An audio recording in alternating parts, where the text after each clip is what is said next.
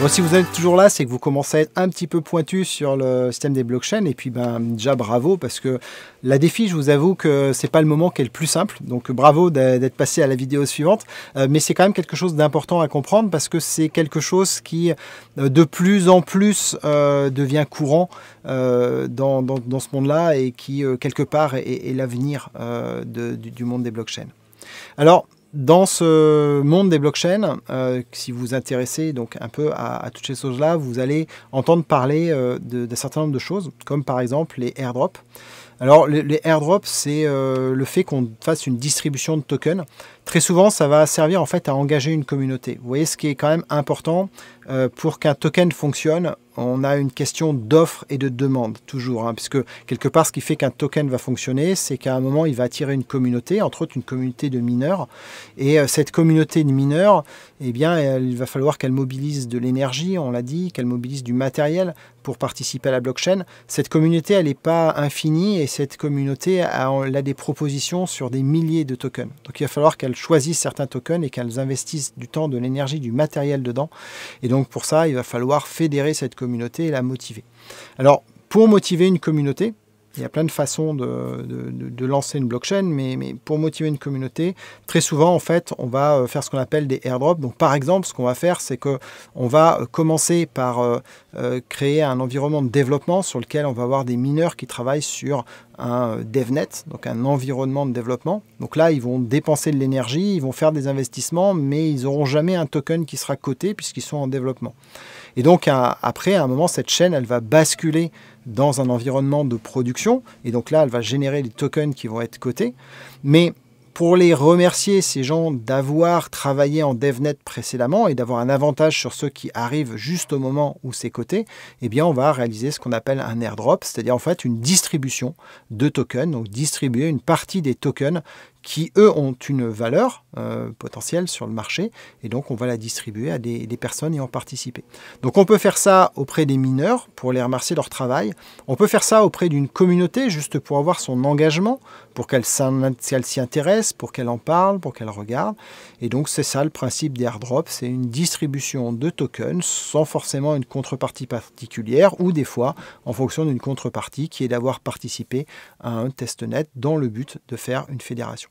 Ça peut aussi servir à de la fidélité, c'est-à-dire que si vous avez des gens qui sont restés et qui ont fait des actions pendant un certain temps, vous pouvez aussi leur faire des airdrops pour les fidéliser sur cela. Donc ça fait partie des règles qui vont être définies dans la blockchain. Donc je vous ai parlé des white papers, qui est un document qui est très important quand on s'intéresse à une blockchain en particulier, et qui définit les règles de distribution des tokens. Et pour quel travail, dans quel cas vous allez avoir une rétribution en token. Et donc ça, c'est décrit dans un white paper, et ce white paper peut donc indiquer qu'une partie des tokens vont être distribués au démarrage, par exemple, de la blockchain pour motiver des gens et créer cet écosystème minimum qui va permettre de l'entretenir. Parce que pour que ça marche, il faut un écosystème, il faut soit des gens qui minent, il faut en tout cas des gens qui participent à la gouvernance, il faut des gens qui écrivent du code, des fois, et donc on va faire une distribution de cette façon. Il y a d'autres systèmes, il y a plein d'autres systèmes qui existent dans le monde de la blockchain. On va trouver aussi des placements avec des pourcentages qui vont être redistribués. Là où il faut faire... Alors, attention, très souvent, ce qui va être demandé, c'est de bloquer des tokens pendant un certain temps. Et en contrepartie de ce blocage des tokens, eh bien, il va y avoir une partie des tokens qui vont être redistribués vers l'ensemble de ce qui est bloqué. Et donc ça ressemble quelque part à un livret A, en quelque sorte, à une petite différence, c'est que le livret A, alors en soi, c'est pas différent d'un livret A, au sens où dans le livret A, vous mettez, mettons, 1000 € et puis au bout d'un an, vous aurez 1000 € plus un pourcentage d'intérêt en fonction du taux d'intérêt du moment. Globalement, dans la blockchain, vous aurez le même système, vous allez mettre 1000 tokens, et donc à la fin, vous aurez toujours 1000 tokens plus un pourcentage d'intérêt, donc ça c'est assez similaire à ce qu'on a sur un livret A. La différence, c'est que peut-être qu'entre-temps, au départ, vos 1000 tokens valaient 1000 €, et à la fin, vos 1000 tokens vaudront 1 €. Donc vous aurez toujours 1000 tokens plus les intérêts, mais la valeur en fait que ça a est très variable. Voilà. Donc c'est là où on a une grosse différence. L'autre différence, c'est qu'un livret A ne bloque pas l'argent. Ou en tout cas, il y a souvent toujours une façon de sortir avant la fin. Si vous prenez un plan d'épargne logement, par exemple, c'est bloqué pendant 5 ans, mais en fait, en vrai, si vous avez vraiment besoin de l'argent, vous pouvez le sortir. Si vous prenez un plan d'épargne retraite, là, par exemple, c'est quand même beaucoup plus difficile de le sortir. Il faut mourir pour le ressortir, donc voilà. Mais donc, globalement, ou prendre sa retraite un peu tôt, donc, globalement, vous allez avoir certaines restrictions. Dans le monde de la crypto, donc grosso modo, on a des placements de la même façon contre lesquels on a une redistribution. Là où on a une différence aussi, c'est on peut avoir des redistributions qui sont indiquées en API, donc quelque part en pourcentage annuel. Donc par exemple, vous pouvez placer sur un exchange, vous pouvez placer de l'USDC avec un taux qui peut être, par exemple, alors ça dépend en fait du taux de placement d'emprunt dans le monde, mais globalement, vous pouvez aller chercher l'équivalent d'un taux sur une monétaire que vous pouvez trouver dans une banque classique sur une monnaie telle que le dollar. En début d'année, par exemple, on avait des taux à 10% qui étaient sur du dollar. Alors ça peut être des placements qui sont intéressants puisqu'on a du dollar au départ, on a du dollar à la fin et puis on a un taux qui peut être à 10%. Mais ça, en fait, c'est très lié au marché monétaire existant en dehors de la blockchain, puisque, comme je l'ai dit, un USDC, ça correspond à un dollar. Donc, quand la personne bloque un dollar pour créer un USDC, en fait, ce dollar-là, il est sur un compte et il est placé. Donc, si le taux de placement du dollar est de 10%, ça veut dire que globalement, celui qui a bloqué les dollars, lui, il a un gain de 10% par an, ou plus, peu importe. Et donc, en fait, on va redistribuer ce gain sur les tokens numériques en créant un placement. Donc, si vous les bloquez, et ben, du coup, vous pouvez obtenir un taux de placement. Donc, vous voyez, ces taux-là, en fait, sont pas déconnants et correspondent à quelque chose de la vie réelle. Ça, c'est quand on est sur des stablecoins. D'un autre côté, dans le monde de la blockchain, on peut avoir de la proof of stake, par exemple. On en a parlé, c'est-à-dire qu'au lieu de faire des calculs pour gérer la gouvernance et les droits sur la gouvernance, enfin les droits de vote dans la blockchain, eh bien, plutôt que faire des calculs, on peut faire une preuve de possession.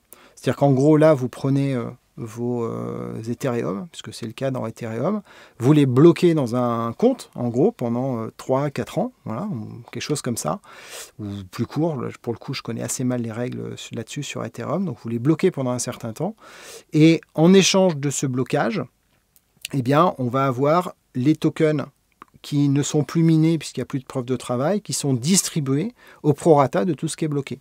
Donc, prenons une illustration. Imaginons que toutes les 10 minutes, on ait 1000 tokens qui soient distribués. Donc ces 1000 tokens sont distribués toutes les 10 minutes. C'est pas du tout ce qu'elle a sur Ethereum, mais c'est pas grave. Imaginons qu'on a 10 tokens qui sont distribués toutes les 10 minutes. Et imaginons qu'au total, il y ait 1000 tokens qui soient bloqués. On va faire un truc très simple. Et vous possédez 500 de ces 1000 tokens que vous avez bloqués. Eh bien, ça veut dire que tous les 10 minutes, il y a 1000 tokens qui sont distribués au prorata de ce qui est bloqué. Donc en fait, chaque personne qui a mis un token a un autre token. Et donc vous qui avez 500 tokens, en fait, toutes les 10 minutes, vous aurez 500 tokens supplémentaires. Voilà, c'est un placement formidable. Mais l'idée, c'est quand même plus aujourd'hui que vous avez 10 millions de tokens bloqués pour 100 qui sont distribués. Donc on a un prorata qui est beaucoup plus faible. Alors par contre, vous voyez une chose, c'est que dans ce mode de distribution, en fait, la quantité qui est distribuée vers l'ensemble est fixe. Et donc, le pourcentage de revenus que vous allez pouvoir avoir d'un tel placement, en fait, il dépend complètement du nombre de tokens qui sont bloqués par les autres, par l'ensemble des tokens bloqués. Et donc, au départ, le premier jour, si vous êtes le premier à bloquer quelque chose, potentiellement, vous pourrez avoir un taux de revenus qui est très intéressant, parce que vous récupérez, si vous êtes le premier tout seul, vous récupérez les 1000 tokens pour vous. Vous aviez bloqué que 1000 tokens, vous faites x2 toutes les 10 minutes. Super placement annuel, un API qui est gigantesque. Mais comme ce placement est très intéressant, il y a plein d'autres gens qui vont venir bloquer des tokens pour profiter de ce placement intéressant. Et donc, en fait, plus ça va et moins il va être intéressant. Et donc, globalement, en fait, tous les placements sur les blockchains ont tendance à s'équilibrer vers un niveau moyen. Voilà, donc ça dépend après du niveau de risque. c'est comme tout en fait, hein, c'est très simple, ça va s'équilibrer vers un niveau moyen qui dépend du niveau de risque pris. Donc si la blockchain a un niveau de risque qui est relativement faible, et ben globalement peut-être que vous aurez des placements qui sont à 5-6% équivalents au genre de choses annuelles. Et si vous êtes sur des blockchains qui sont un peu plus nouvelles où le risque est important, et ben là vous aurez des placements qui correspondent à une vingtaine de pourcents. Encore une fois, je vous rappelle que les pourcents dont on parle ne sont pas en dollars ou en euros, sont toujours dans le token. Donc en fait, le vrai retour sur investissement qu'il va pouvoir potentiellement y avoir, il est aussi très lié à la valeur du token. Parce que si vous avez gagné plein de tokens, mais qu'à la fin le cours s'est écroulé, bah, au final, vous aurez que dalle. Voilà. Donc, c'est pas très simple.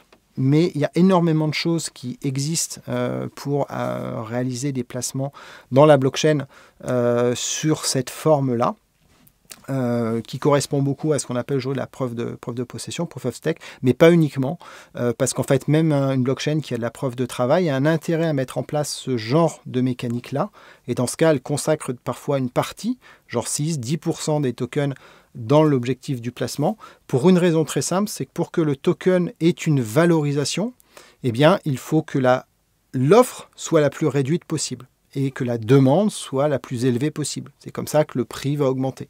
Donc le fait de bloquer les tokens en proposant un retour sur investissement avec un pourcentage est un moyen en fait de réduire l'offre sur le marché de façon à booster sa valeur. Donc attention à ce genre de choses. Quand par exemple il y a une offre de ce style qui est lancée avec un blocage par exemple sur 4 ans, imaginons, eh bien, vous pouvez avoir plein de gens qui souscrivent à cette offre-là et qui font globalement la valeur du token augmente.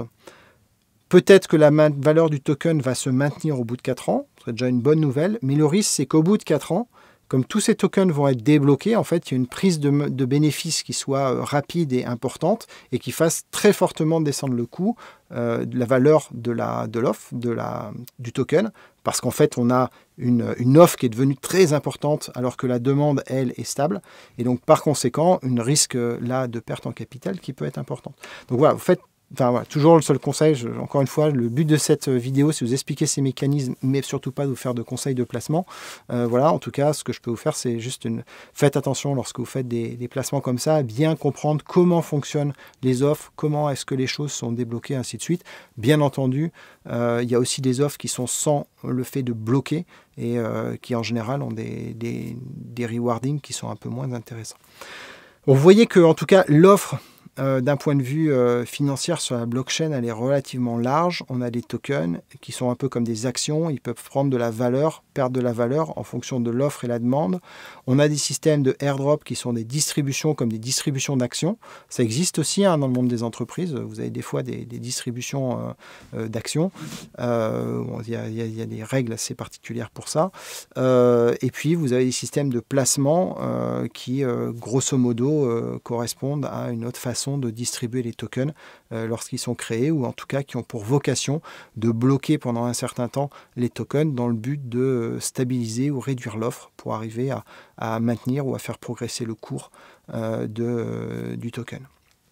Un système qui ne fonctionne que comme ça, c'est-à-dire qui ne crée de la valeur sur son cours que par le fait de bloquer des tokens dans le temps est globalement un système qui est voué à s'effondrer. Donc faire toujours attention à ça, à bien comprendre les mécaniques. Ce qui est très important à mon sens en termes de placement, et ça marche partout, c'est bien de comprendre que puisque le cours est lié entre l'offre et la demande, il faut comprendre quels sont les mécanismes qui régissent l'offre et la demande. C'est-à-dire que si l'offre, elle augmente sans générer une demande qui augmente elle aussi, forcément le cours va s'effondrer. S'il y a des mécanismes pour faire en sorte que l'offre reste faible, mais sans avoir quelque chose pour maintenir ou faire augmenter la demande, là aussi on a un risque important. Donc ce qui est très important, c'est de regarder ce qui fait la demande du token et de se projeter en se demandant si cette demande, elle va être croissante. Et si la demande est croissante par rapport à une offre qui va, elle, avoir un aspect logarithmique et qui va, elle, être plutôt stabilisée dans le temps, globalement, là, on a quelque chose qui peut être intéressant. Voilà. Mais en tout cas, c'est tous ces mécanismes-là qui sont très importants à comprendre pour rentrer dans une blockchain ou investir dans une blockchain.